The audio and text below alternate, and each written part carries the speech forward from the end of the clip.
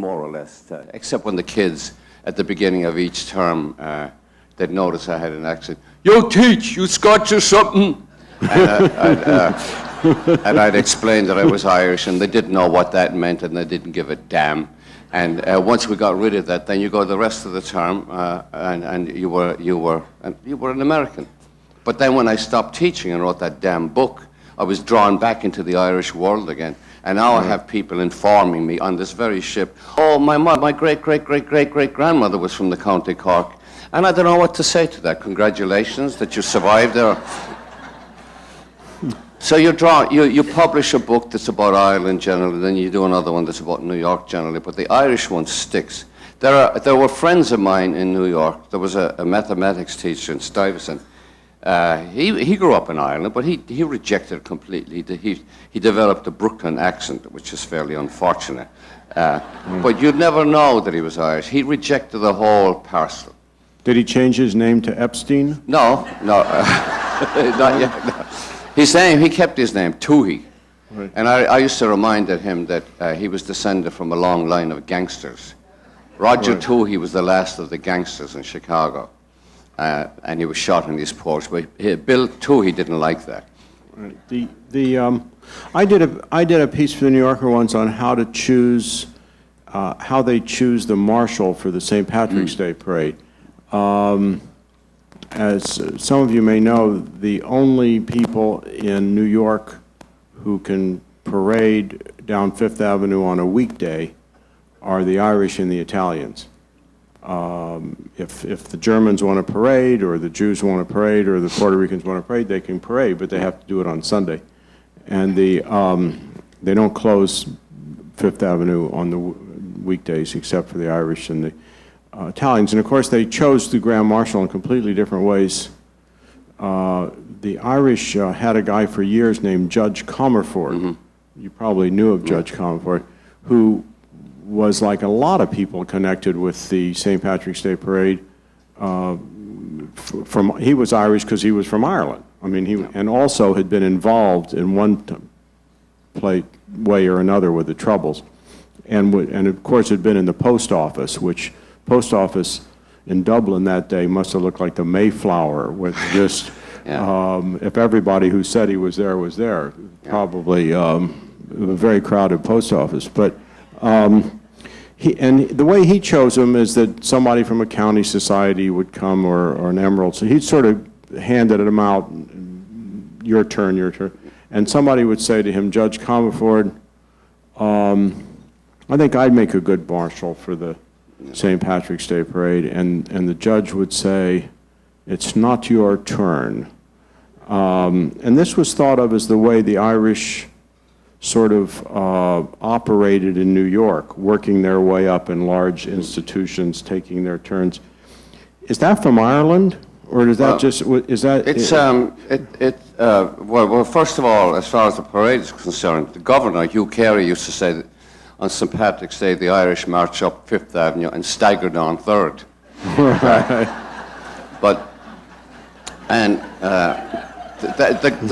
The Comerford way of dealing with the Grand Marshal, it goes back to Tammany Hall. Right. Tammany Hall had bosses, and they were supreme. They were powerful men and tremendous psychologists. Boss Tweed was the first, though he wasn't Irish. Then there was Honest John Kelly, and Boss Croker, and Charles Francis Murphy. They were the great bosses, but they were strangely sober men for being bosses of a purely Irish organization, and they were dictators, and they ruled by force. If Croker, in order to become boss of Tammany Hall, would stand at the corner of Lexington Avenue and 23rd Street, and if anybody wanted to dispute his leadership, as President Bush would say, bring him on. Right. So nobody tangled with Croker. So Comerford comes from that tradition. I think he was literally Tammany Hall. He was. Yeah. But I mean, that doesn't come from any cultural thing in Ireland. That came from the fact that they spoke English already. Yeah. That's some statisticians are beginning to dispute the fact that all the Irish spoke English. About 50% of them. A lot of the ones who lived in Boston, who went to Boston, didn't speak English at all. But the other thing is that way back in the beginning of the 19th century, there was an Irish leader, Daniel O'Connell, who was known as Ireland's Abraham Lincoln. Later on, that is, he lived before Lincoln. He was the Catholic emancipator, and he said to the Irish, organize, organize, organize. And they took to that in Ireland. They started to organize, organize. So when they arrived in New York, they had that feeling for politics, because you have to be an extrovert. You have to go around shaking hands and so on. And they were good at that. They spoke the language, and they stuck together, and they knew about the material things. Daniel Patrick Moynihan used to say, the Irish would organize and take power, but then they didn't know what to do with it. It reminds me of one time Mark Twain wrote an essay on the intelligence of the ant. And he lay in a field looking at an ant climbing a blade of grass. And he said, they talk about the intelligence of the ants, how they build little colonies and so on. But the ant he was watching climbed to the top of the blade of grass, and he's spinning around. And he said, this goddamn ant didn't know what to do with himself after reaching the top of the blade of grass. And the Irish were like that. The Jews had social philosophies, political philosophies, philosophies, and if they had achieved the power, the political power that the Irish had, I think they would have changed society. But the Irish didn't. They were given to corruption. But they took care of people. Right. They in a very material way. On Thanksgiving in December, they'd send the turkey. Well, the Protestants used to do that too, but the Catholics were one up on them. Not only did they send them a turkey, but they sent the means of cooking it. The Protestants forgot about that. They're not big on fuel. Right. Unless they take over oil companies. That's right. Also, they don't care whether the turkey's cooked or not, the Protestants. What the hell? Let them eat it They raw. just eat it raw. Right? Well, actually, I was sort of curious in this piece. I went to find out how the Italians chose their marshal, and it was totally different. Nobody waited any turns at all. They just looked for glory. Mm-hmm. So when I think one year the head of the sanitation labor union finally became the Grand Marshal of the St. Patrick's Day parade after a 25-year wait. The Italians that year had Luciano Pavarotti, somebody like that, right? They're always competing. That's right. That's right. Can we talk about the situation? Because a lot of these people are actually interested in politics. I haven't noticed that. Well, they don't bring it up with me, but I understand when they're off to themselves, they talk about it. Can we? I'll ask you basically the question I ask Amos. What's the future of, as you see it, of the current troubles, although relatively quiet troubles now in Northern Ireland? It's not quiet. I thought up to a couple of weeks ago that there would be some resolutions, a series of resolutions along the way, but they had an election in the north of Ireland a couple of weeks ago where the Reverend Ian Paisley's party, he's a lunatic. Right. He belongs in the right wing of the right wing of the right wing. Right. And he has... Did he say, is he the one who said that the World Trade Center was bombed because God removed his shield because we allowed lesbians and people from the American way? No, he was not. That was Pat Robertson and Falwell. So don't boast about your lunatics. Don't say you have better lunatics in Ireland than we have. The Reverend Ian Paisley went to Bob Jones University. Right. Which is where Billy Graham went. And one time I was in Belfast, and Paisley, who's I won't even use the conservative. Somebody objected yesterday to using the word conservative here in that manner, but he was so crazy that he accused Billy Graham of allowing his hair to grow over his collar during the 1960s, and that was a bad thing. One time Paisley, this has nothing to do with the main topic We of our don't care discussion. about that kind of thing. We're digressing. Yeah, we're digressing is what If we you're looking for a encourage. digression, just Right, come here. right. Paisley was addressing a crowd in Belfast, and he was, hellfire and damnation. And on the last day there will be weeping and wailing and gnashing of teeth. Dr. Paisley, what if you have no teeth? Teeth will be supplied. So the situation, that's the situation in the North. His party just won a majority of seats on what you might call the Unionist side, the Protestant side. It was a huge setback to what they call the peace process. And on the other side, then Jerry Adams' party, Sinn Féin, won a huge a number of seats, gained a number of seats. So the moderates have been pushed into the background, which seems to me they have been pushed everywhere around the world. You have to be very strong and extreme and almost fanatic to get elected. So and Paisley says, I will not cooperate with the Sinn Féiners, a bunch of thugs. So that's the situation right now. So you're not hopeful that things are going in a good direction? It's hard to imagine in a society like Ireland in the 21st century.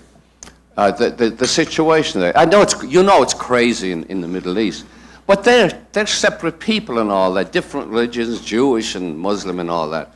But in the north of Ireland, I was taking a taxi to Kennedy Airport back in the 70s, and I had an African-American driver. He said, where are you going? I said, what airline? I said, Aer Lingus, Irish Airlines. So he drives along, he says, what's all that trouble over there? I said, trouble? Yeah, he says, what's all that fighting? I said, it's generally along religious lines. Oh. So he drives along for what? He says, are they all white people? I said, yeah. He said, what the hell are they fighting about? He couldn't comprehend that. He couldn't. My father came from the north, and I have platoons of relations up there, and I go up there, and it's very hard to understand because they still speak, oh, Mr. Sinclair, he's a nice Protestant man. We don't talk like that in New York. Right. Well, generally we don't talk like that now. He's a nice Protestant man. You're distinguished by this particular sect of Christianity. Let me go back to the book through which you burst upon the literary firmament. Where is that? Tonight we're going to see the literary firmament after it gets dark. Beyond. The captain will point it out to us. Just over the horizon. When you burst into the literary firmament with that book, it occurred to me. I remember when I worked in the South in the early '60s, that the white Southerners, the author they hated the most was not, say, Lillian Smith, who wrote Strange Fruit and wrote about racism and everything, but Erskine Caldwell, because Erskine Caldwell showed them to be what they would call sorry, that is kind of poor and ignorant and everything like that. Did you get a lot of unpleasant response from people, either Irish Americans or Irish, about showing people in Limerick to be sorry? And, well, there was a wonderful occasion in Long Island. Some owners of a couple of bars out there thought that they attracted a lot of publicity by saying they were going to have they put ads in Irish newspapers, Irish American newspapers, saying there was going to be a book burning out in Long Island of Angela's Ashes. They'd never read the book. But they saw the movie because, as I said, they were incapable of getting past the half a page, the first. So they announced that they were going to have a book burning, and that people were hiring buses in Baltimore, of all places, to drive up to this book burning in Long Island. But there was an outcry against this book burning. People were recalling Nazi Germany and the rest of it. So that failed. But then then in Limerick itself, the city, there was like any other locality, the squeaky wheel gets the grease. The negative ones were after me. The local newspaper, the Limerick Leader, went after me, never had a good word to say about me, and accused me of tarnishing the image of Limerick, as if anybody gives a shit about the image of Limerick anywhere. Right. So it remains. And they would attack me, and then I was. Then they set me up for an ambush on television in Dublin. There's a show there called the Late Show. I wish it was the Late Show. Right. And they had me on there, and they brought up this guy from Limerick to Dublin, and he was my most vocal critic because it was his attention-getting device attacking me, and he was an operator, and they didn't tell me they were planting him in the audience. So they planted him in the audience, and he spoke up, and they made sure he wore a yellow jacket so nobody would mistake who he was. Right. Told the producer in advance, I'll be wearing a yellow jacket. So then I was attacked, and then what did he say? Did he mention that stuff about your father being a prominent barrister and you living on the big house on the hill? Oh, well, no. That's the other level of my existence. My father being a prominent lawyer, and how my brother Mike says the worst moment in our lives is when the flood destroyed our polo ponies. And our butler became disobedient. That can smart when that happens. Yeah. So then, what did the guy in the yellow say? What he started going on about, he started to dispute. For instance, you weren't all that poor, he said. Yeah, that kind. No, he said the things that I said about Limerick were inaccurate and blah blah blah. That we all grew up in a kind of Mark Twain paradise, Tom Sawyer. That I sat under a tree and fished the Shannon all day, and the sun shone on. He said all. Right. So, and a lot of people want to go along with that. But then the next thing, the University of Limerick, which is a new, dynamic, bustling university, invites me over and gives me an honorary degree. I'm piling them up with, like the priest in Notre Dame, Father Hesburgh, who has about 170. I'm right behind him. He's the world champion. He's the champ, yeah. He's in the Guinness Book, I think. So they gave me an honorary degree, and then the mayor invited me into the City Hall in Limerick and gave me a plaque. And then the making of the movie was announced. So the director, Alan Parker, put on an announcement in Limerick looking for extras. Here's the city that denounced me for tarnishing their image, and they come by the hundreds to be extras. And pregnant women said, could you delay the movie so the child will be born and would be one of the little babies in the movie? They were pleading. And then they said, well, you destroy the image of Limerick by having it rain all the time. There's a lot of rain in the book. There's even more in the movie. How much? It rained, but not that much. But the day they were making the shooting on the main street of Limerick, it rained. It pelted out of the heavens. But Alan Parker, the director, tells me, ordinary rain is not good enough. You have to create. There's a glisten. You need an artificial rain. So they had to bring in more rain. Everybody was shivering there. Half the population came down with pneumonia.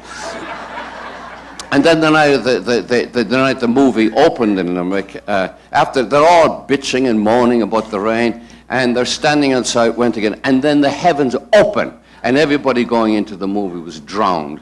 But then that's Limerick. Then who leaps onto the bandwagon, which is Ireland's favourite form of transportation, but Richard Harris, the late Richard Harris, who's also from Limerick, and from his Savoy suite in London, which costs about $9,000 a day or something like that, he denounces me. He got into the act, but then he's dead now.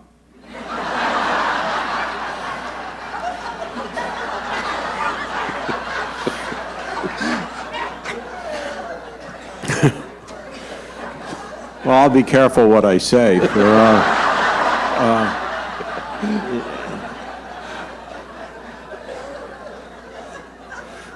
How did the church? I remember when Father Healy, you knew Father Healy, who was the president, wonderful man, a Joyce scholar, became president of.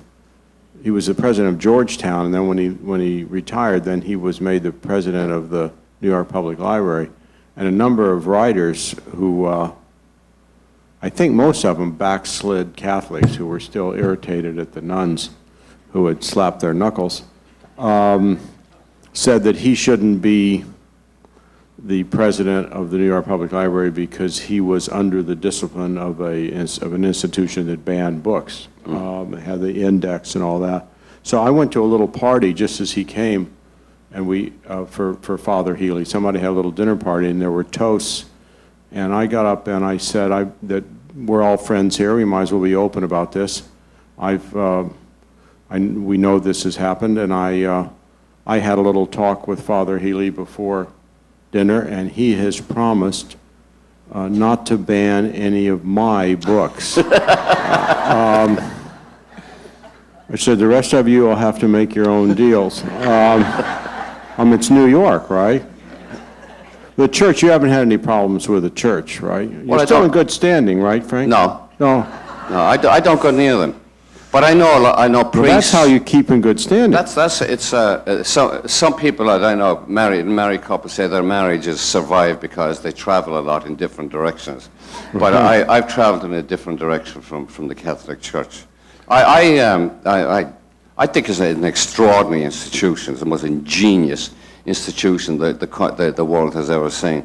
But I've drifted away. I'd like to be able to say that I'm one of those intellectuals who went deep into it the way James Joyce did, or Milton when Satan says, non serviam, I will not serve, and Joyce was saying the same thing. I wish I could say that I was an intellectual, that I examined the theology and the dogma and the history and say, all right, for various intellectual reasons I'm finished with the church.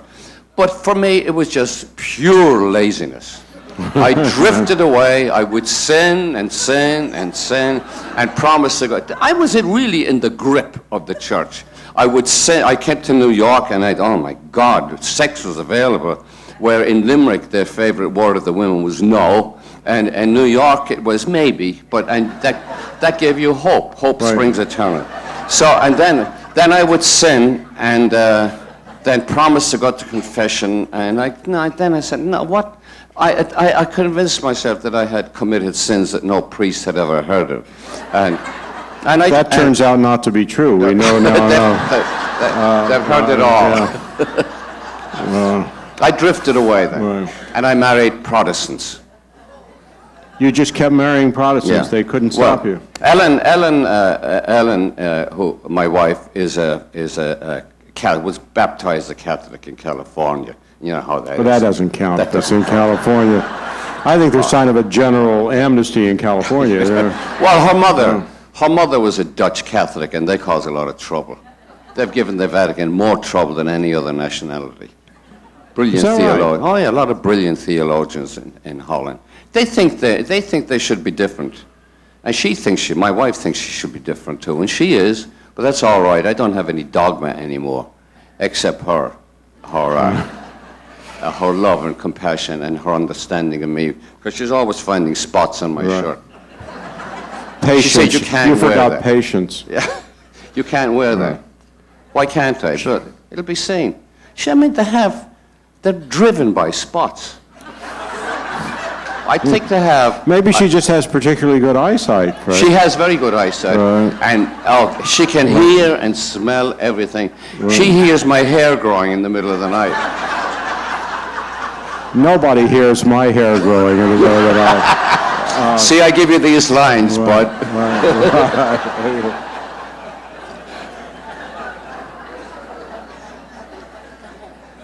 Is that what you're going to wear, she says. No, that's the question. Is that what you're going to wear? Is that what you're going to wear? Is that the jacket you're going to wear? That's the jacket you're going to wear. With that tie? Yes. Then you become defensive. This is the goddamn tie I'm going to wear with this goddamn jacket. If you don't like it, all right, go ahead. Don't say I didn't tell you. Just walk a few steps behind so people won't know I'm with you. That's all. Or she introduces you at this is my, That's something. Well, am I correct in thinking that the 1965 Immigration Act, which I have widely applauded as, I mean, if you're interested in eating at all, the 1965 Immigration Act, well, I've said that it's obviously insensitive to compare involuntary servitude to narrow choices of restaurants, but there's an imbalance there. But for people interested in eating, I think of the 1965 Immigration Act as our very own Emancipation Proclamation, because it ended the old national quota system, which was based not only on racism, it favored Great Britain and Northern Europe, but based on the idea that people who eat bland food make better citizens than other people, which is obviously not true. And so there was a before 1965, we were actually admitting to this country more English people than wanted to come. I mean, they never filled their quota, and excluding Chinese. So in culinary terms, that's sort of suicidal. But am I correct in thinking that the Irish were somehow included in the, so that they got sort of shafted by this change, right? So there are a lot of undocumented Irish people in New York? The Irish came in great numbers in the 70s and 80s, illegally. Right. And they went, mostly they go into construction. Up in the, it was a very sad situation, which you rarely read about in the newspapers. They come in, and they were better educated than the ones of my generation. There were a lot of them were high school graduates. I never went near a high school, but they'd come up to the Bronx and they'd all get jobs in construction. They were illegal. They were always looking over their shoulders because most of the FBI is Irish Catholic, and I think Daniel Patrick Moynihan used to talk about Fordham Irish arresting Harvard Jews during the McCarthy era. Right. So they came in great numbers, and if you went out to Long Island, to the Hamptons, which I rarely went to, not being a big shot like as I am now, you'd find a lot of the Irish clipping hedges and being bus boys and so on. And then the dam broke in Ireland with the economy. They started getting a lot of money from Europe, and they became they were and are a very prosperous community now. So the Irish started going back. So as far as cuisine is concerned, Bud, which I know you're very concerned with, right? It has never been high on the list of priorities for the you're Irish. much too modest, Craig. Right. But because I always say that I grew up very simply. We lived on bread and tea, a solid and a liquid. And then it's a balanced diet. It's a balanced diet. What more do you want? Well, I've often said that for 30 years, my mother served her family nothing but leftovers. And it wasn't until I was out of college that I started thinking, leftover from what? And so we sent a team of anthropologists in there looking for the original meal, but we That's never very found metaphysical, isn't it? Yeah, well, I had a kind of a metaphysical childhood in Kansas City, Was there any misery in your childhood at all? Was the sun always shining? Like my wife Ellen, she grew up with the sun shining all the damn time. There was never a cloud in her life. She never experienced a moment, not only of misery, but even discomfiture. She was always at home in the world. She knew she was going to go to college and everything would be fine.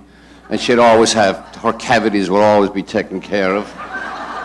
So, did you have that kind of a childhood? I think if I had been a little unhappier, I would have won the Pulitzer Prize by now. This is a sore point with me. I want to remind you that I'm supposed to be asking the questions, but this is sort of a sore point with me because Ellen and I, we're not related, are we? Because it sounds, I wouldn't admit this in New York, but as long as we're here somewhere between Guatemala and Cozumel, I would admit that I had a happy childhood. I don't want that.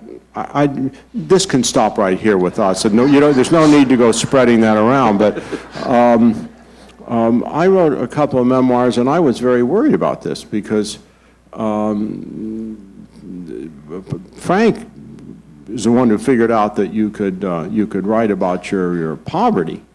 But before that, people in America, when they wrote memoirs, tried to find some hideous secret to reveal, some incest or bestiality or something like that. And remember, we were at that, I think we met at the memoirist thing in the Key West, the Key West Literary Festival, in what I call the January Dip in Airfares Literary Festival. And it was on memoir, and I admitted that I could see myself sometimes, in a bar with a bunch of memoirists sitting around talking about our hideous secrets, and they just have stuff that'll just stop your heart. And then they turn to me and they say, well, you have any secrets in your childhood? And the only thing I can think of is my collie dog, Chubby, which already sounds like sort of small potatoes compared to incest with your Zadie or something. And they say, collie dog Chubby. This is an absolutely true story. When I was about 3, I guess, in Kansas City, we had a collie named Chubby, a little puppy, and he was sort of sickly. And then one day he disappeared. And my parents told my sister and me that Chubby had been given to some friends who had a farm where he could frolic in the sunlight with other animals and be happy collie dog. And so I didn't think much about it. And then Chubby's name came up some years later. I think I was home from college, and we were having dinner, and somebody mentioned Chubby, and I said, why don't we ever go visit Chubby at the farm? And my sister said, there wasn't any farm. Dummy. Chubby had to be put to sleep. And I said, Chubby's gone? And I guess, as my mother said, Chubby'd probably be gone in any case. So collies didn't usually live 18 or 20 years, so like that. And I said, yeah, but why am I just finding out now? And my father said, it's not our fault you're slow on the uptake. And so this was pretty bruising, I think, to me. I tell you what the really bruising part was, is I put the story in a book, and my sister called me and said, the collie was not called Chubby. The collie was called George. Said, you were called Chubby.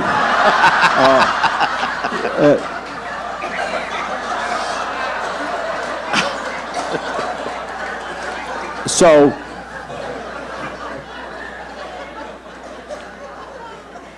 I don't want you to think Frank's the only person who had a difficult childhood. I'm glad I asked you the question. Maybe we should have. He asked me the question. Obviously, you could see I was out of questions. Does anybody have any questions for Frank? You're not allowed to ask me any questions. Nobody has any questions at all, I don't think. We have just set a world's record. This is the first time on a nation cruise the questions were asked for, and 2/3 of the hands didn't go up. Just a minute. Yes, ma'am. I have, oh yeah, okay, I have 3 brothers. He's large. And, large? He's large, yeah. Yeah. He's a vegetarian, and he doesn't drink anymore. So, and he's an apostle of temperance, and he belongs to AA and goes to meetings and goes to retreats and things like that. And then somebody approached him a few years ago and they said, well, you know, your brother wrote, you have stories too. Why don't you write a book? And he did. And I was on the bestseller list. This pisses me off. I was on the bestseller list at number 6 in the New York Times at the time, and his book came on at number 5. And that's sibling rivalry. But then it only lasted 3 weeks. He disappeared, and I stayed on and on and on and on. My sister Suki's never written a book. Yeah, well, if you torment her or prompt her. The tormenting worked in the other direction. But you have 2 more brothers to go. I have 2 brothers, Mike and then Alfie's wife, who's a kind of all my brothers are married non-Catholics. My mother used to say, "There's nothing in this family but Jews and Protestants, Protestants and Jews." Every time I cross the floor, I'm tripping over little Jews and Protestants, and then they come to you tugging at you and Dad, why is Nana always pouring water on my head in the middle of the night? All these she'd baptize anything. As a matter of fact, she lived on the Upper West Side of Manhattan, which had a huge Jewish population, still does. And people liked her because she was very maternal and benign, and she was available for babysitting. And a lot of the young Jewish couples would hire her to sit on Saturday nights, and she'd go over there. And the minute they were out the door, she'd baptize the baby. So there's a lot of young Jewish men and women wandering around now thinking they're Jewish, but they belong to the Vatican. So that's my mother. My mother was very upset because none of us married a nice Irish Catholic girl, what she called one of your own. Stick with your own. And Malachi was married twice, Protestants. I was married 3 times, 2 Protestants and a lapsed Catholic. And my brother Mike twice. I think one of his wives was a lapsed Catholic, the other was a Protestant. And Alfie, 1 Jewish wife. He's the only monogamist in the crowd. And he's the youngest. He's the only one who graduated from high school. So maybe there's a connection there. Maybe it gave him focus. So therefore his daughter, I don't know, she's half Irish Catholic and half Jewish, and I don't know what that makes you. So they celebrate, I was going to say Haganah, that's a Jewish organization, isn't it? What's that? Haganah, that's a Jewish women's organization. No, Haganah is an army. Hasid. The Haganah, that's an army. So you're thinking Hadassah. Hadassah, yeah. Yeah. Like Joe Lieberman's wife's name is Hadassah. That's right, yeah. Because I was wondering whether some other candidate had a wife named Knights of Columbus or so. Or Ancient Order of Hibernia. Right. Mary Hibernia County Carrying Society. Right. The brother. So then my brother Alfie, whose wife is Jewish, and you know how they're very pushy people. She gets after Alfie to write a book. Then Malachi has written a book. Now she wants Alfie to write a book, and Alfie starts scribbling away. But Alfie didn't have the miserable childhood that the rest of us had. He was the youngest. He had shoes and food and everything. He had butter on his bread. So then they go out to San Francisco, where my brother Mike runs a bar, and they say, "Well, Mike, all your brothers are writing books. What about you?" And Mike is a very sardonic character. "I'll write a book when the other bastards are dead." Did Alfie ever finish his book? No, I don't think so. But, he took it around, and I think he thought he had an agent, but it wasn't miserable enough. Right. It was too reflective. I know the feeling. Yeah. It was too reflective, and he didn't want to be like me, all doom and gloom and rain and everything. So he painted a sunny picture which directly contradicted what I had written. So I wouldn't forgive him for that. Right. And Malachi tried to be more miserable, and it didn't work, because nobody can descend to the depths the way I did. Didn't you and Malachi have a sort of an act together at one point? Oh, we had Did you a appear? show called A Couple Yeah. of Blackguards, yeah. We Yeah. concocted this entertainment. No, We even but- did it on ships. We did it on the Rotterdam once. It was during the early dining period. Right. And it was wonderful because we had an elderly audience, and they were all asleep. And we were doing act. And then they woke up, and the MC, who was a very fussy character, got up and said, "Dinner," and they all woke up and... That was the magic word? But this was before the book, before... Oh, yeah. It dealt with growing up in Ireland, and then it had song and story and a lot of fooling around. Did you sing? We sang, yeah. Could you give us a song? Well, there's a song, there's a children's song, and it's kind of sadistic. Ellen, do you think I should sing that? No. What? I think she said maybe. Well, what would you suggest? Oh, fill the flute and bomb. I kind of like the children's Fill the song. flute. There's a, Well, let's have the children's song. Children's song, children's song. All right. Ellen, I'm sorry. I'm not. Go get another cabin if. I won't sing the children's song. No, it's very. Okay. It will ruin the mood that we. Okay, sing the other song. The other one is what I call Irish rap. Oh, I'd like to hear that. It's a 19th century song, and okay, I won't sing the whole thing. It goes on and on. Have you heard the fill the fluter of the town of Ballymock?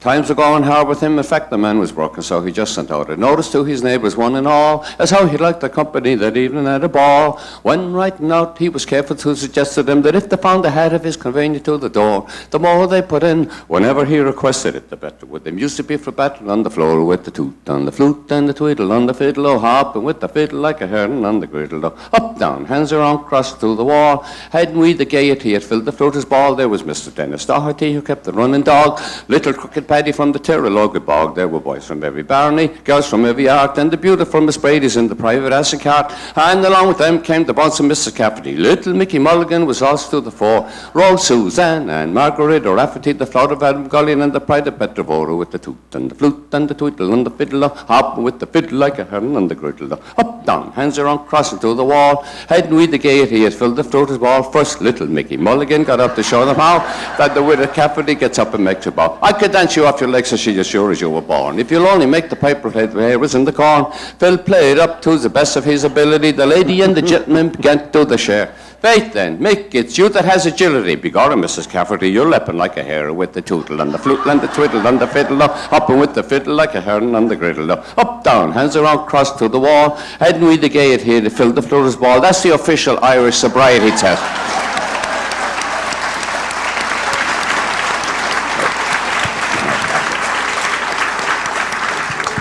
And that's not all of it. That's not all of it, no. It goes on. Does anybody else have a question? Calvin? Where? Up here, I'm sorry. Go ahead. Give him the mic. Wait a minute, there's a mic on your left. I'm glad that that you're, I forget what relation, wasn't baptizing those Jewish children these days. My mother. Your mother? Yeah. Because there's a long history of Jewish children being taken once Yeah. they're baptized and raised as Catholics. And Pope Pius IX, that became a world crisis. When a Well, it wasn't McCourt's fault. No. He didn't even know Pius IX, and was not one of his favorite... But I did meet the Pope last year. Did you? I did, yeah. And it was a very dramatic moment because despite my... we were living in Rome, Ellen and I, and a friend of ours who used to be the Israeli Consul General in New York, Uri Severe, who was the main man in the negotiations at Oslo. He started this organization called the Global Forum.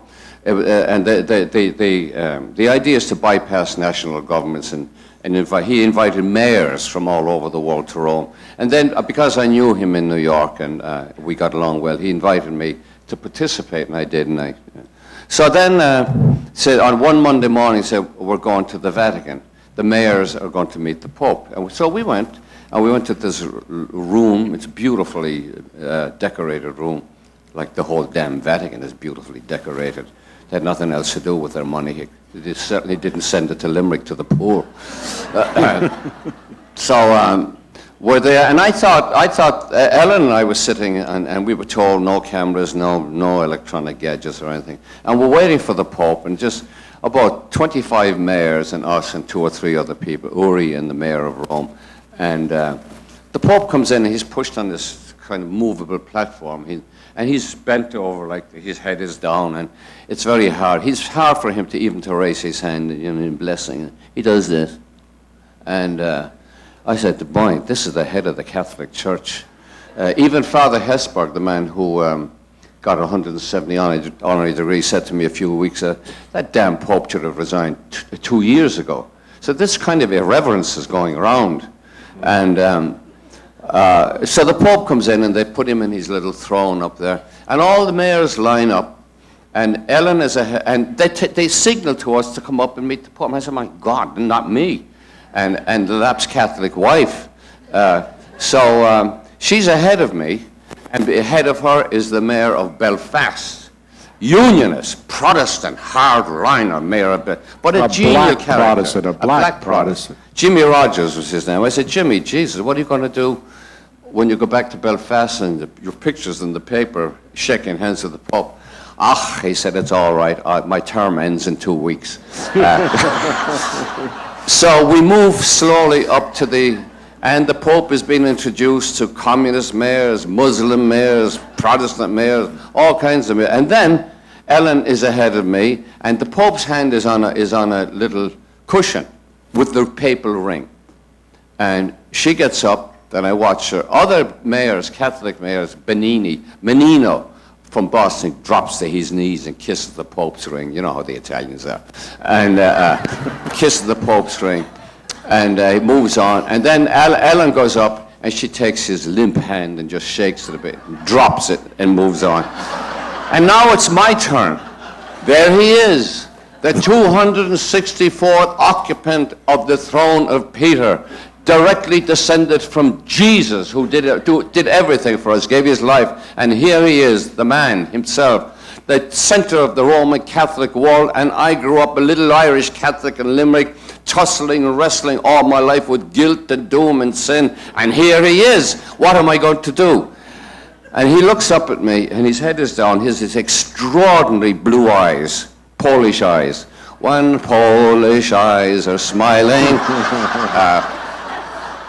And this complexion that's like a baby's, it's extraordinary complexion.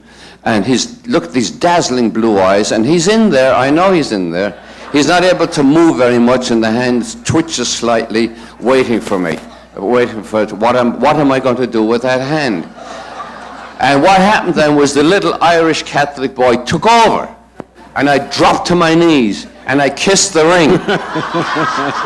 And I felt exalted. I said there are certain things you can only do once in your life. You can only lose your virginity once. You can't do it another time. And I'm never going. This Pope is not going to last, and I'm never going to meet him. Maybe I'll meet future popes in the century. But this was one opportunity, and I did the thing that a good Irish Catholic boy, and I dropped to my knees. And then I went out, and Ellen was waiting outside, and she said, "Did you kiss that ring?" I said, "Yeah." I was feeling defensive, as if she had said, "Is that the tie you're wearing?" Did you kiss it? I said, "Yes." Yes, I did. I said, "Didn't you?" Well, I knew she. No, she said, "I'm not going to kiss that ring with people with lipstick and spit all over it." That's the Dutch Catholics.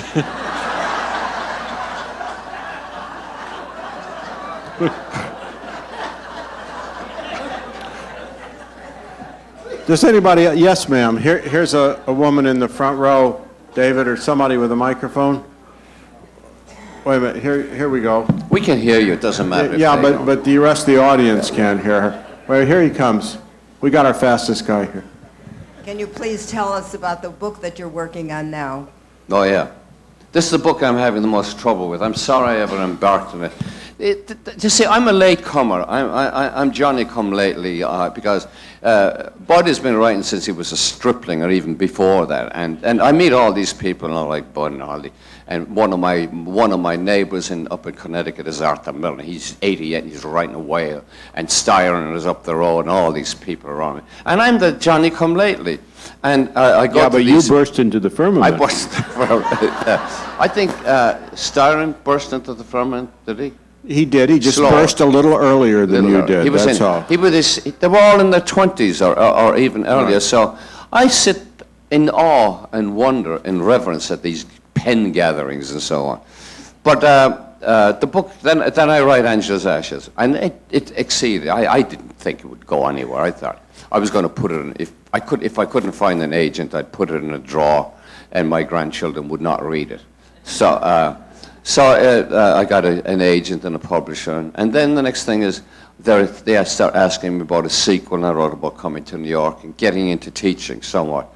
But I didn't deal. Now after that, I could have taken the money, and I could be sitting in the south of France in Saint-Tropez or someplace like that, watching topless beauties passing by. I could be doing sipping the wine like Bud Trillin. I could have become an enophile and got a column somewhere in the Irish Echo.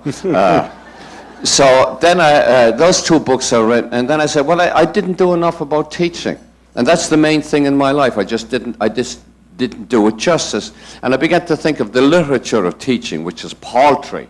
You can go back all the way to Tom Brown's School Days and Goodbye, Mr. Chips, which don't deal with teaching at all. Up the Down Staircase was a good book. It came out in the 60s, but that only deals with a woman teaching one class. And if you teach, you deal 5 classes a day. I'm always preaching about this, 25 classes a week. I meet university teachers, college teachers, and they teach about 2 minutes a week. And they're whining about it. And if you have a son or daughter who doesn't know what to do with himself or herself, tell him go into college teaching. It's the greatest racket in the world.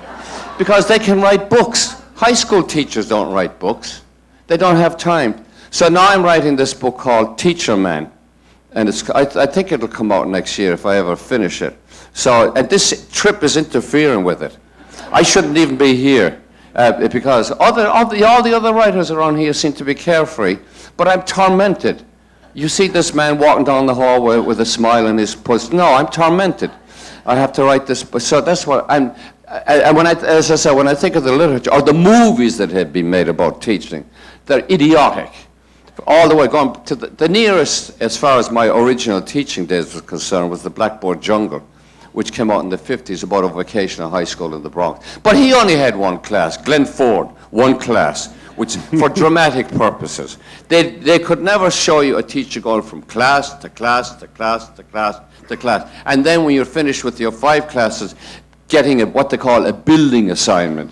Mine was to inspect the boys' rooms, the lavatories in McKee Vocational High School. So I had to go around and catch them in the act, whatever it was. Teenagers are always up to something. Catch them in the act. This is what the principal told me. Catch them in the act. What? Because they might interfere with themselves or something like that, or smoke or do something like that. I pushed the door open one day and I found this kid. Jeff Black was his name. He's standing at the urinal with his organ of reproduction in one hand, a cigarette in the other hand, and a cigarette in his mouth and a sandwich in the other hand. He was the busiest kid I ever saw in my life. And I said, Chef, what are you doing? Nothing, he said. So that's what I'm writing about now. Exalted little moments from pedagogy. That's kind of embarrassing because I think Jeff Black's on the cruise, isn't he? He could be. I meet them everywhere. What, have you ever, do you know about any of your former students who have sort of taken the kernel of what you taught them and done something that you find very gratifying? Well, You can say a simple no if you want to. I'll tell you, I'll end at this, and it has a bad word in it. Okay. It has a four-letter word in it. It might be the last word you hear this morning. It's be okay. So, I'd like to say if there's any kind of disturbance after this, that it's been a pleasure talking to you people. Okay, Frank, you can answer the question now. Ellen and I, a few years ago, were walking up 2nd Avenue and around 18th Street, and this young man comes. Hi, Mr. McCourt. I said, how you doing, Moose? You know my name? Yeah, Moose. Moose Klein. You know my... I said, yeah, I know your name. He said, I was in your class. I said, I know you were in my class. He said, I was in your class for 4 terms. I was in your... I know you were in my class, Moose. And so how you doing? Well, he says, because I was in your class, I became a poet. And now I'm starving, and fuck you.